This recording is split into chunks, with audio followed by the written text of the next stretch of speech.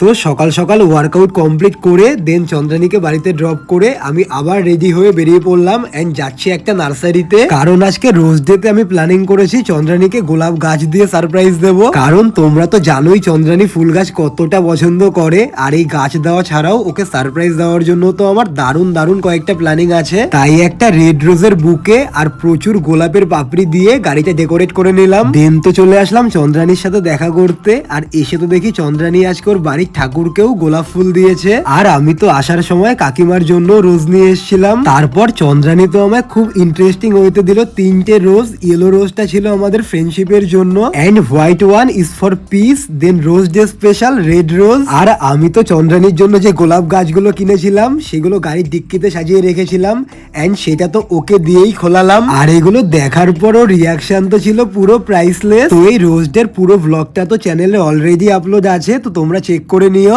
And আমি তো এই রোজ ডেটাকে স্পেশাল করার জন্য যা যা সারপ্রাইজের প্ল্যানিং করেছিলাম সেগুলো সব কমপ্লিট করে বাড়িতে ফিরে মাকেও দিলাম একটা red rose. So that's it.